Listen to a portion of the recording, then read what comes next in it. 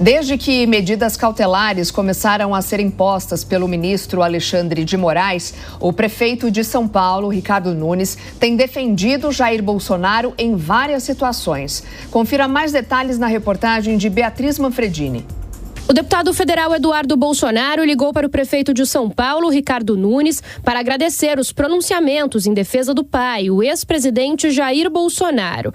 Desde que medidas cautelares começaram a ser impostas pelo ministro Alexandre de Moraes, do Supremo Tribunal Federal, Nunes tem defendido Bolsonaro em diversas oportunidades, como em entrevistas com a imprensa. Ele também compareceu ao último ato pró-Bolsonaro na capital paulista, no último domingo. Fontes próximas ao prefeito afirmam que Eduardo, quando agradeceu Nunes, disse que outros políticos que foram eleitos na onda bolsonarista não estão defendendo o ex-presidente como deveriam. Durante o ato, Nunes não discursou. Ele estava ao lado do vice, Coronel Melo Araújo, que foi indicado à chapa justamente por Jair Bolsonaro.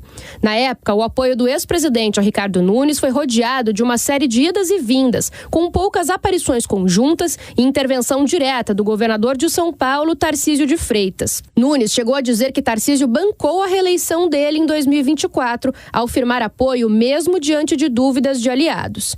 Agora, Ricardo Nunes é um dos nomes colocados como possível candidato ao governo de São Paulo em 2026, com o apoio de Tarcísio, caso o governador saia para disputar a presidência da República. A ligação de Eduardo Bolsonaro a Nunes ocorreu na mesma época em que o deputado fez uma série de duras críticas a Tarcísio de Freitas. O filho do ex-presidente não concordou com o posicionamento de Tarcísio contra as tarifas impostas pelo presidente dos Estados Unidos, Donald Trump, e queria que o governador tivesse usado a anistia de Bolsonaro nas falas sobre a negociação. O próprio ex-presidente precisou ligar para Eduardo, pedindo para que ele parasse de criticar Tarcísio. O presidente dos Estados Unidos, Donald Trump, ordenou um novo censo que exclua os imigrantes em situação irregular. Quem tem os detalhes é Eliseu Caetano.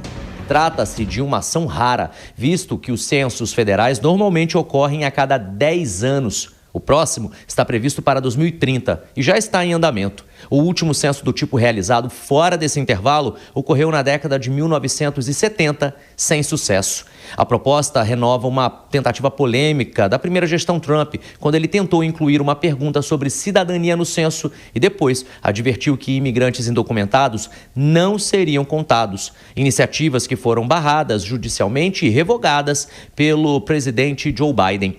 Especialistas apontam que a exclusão de imigrantes sem status legal pode alterar significativamente o mapa eleitoral e de financiamento federal. Estados com grandes populações não cidadãs, como Califórnia, Texas, Flórida e Nova York, poderiam sofrer perdas de assentos na Câmara e de recursos públicos. Entretanto, a proposta enfrenta fortes barreiras legais. As cortes já afirmaram que apenas o Congresso tem autoridade para definir quem deve ser contado no censo, tornando provável novos embates judiciais.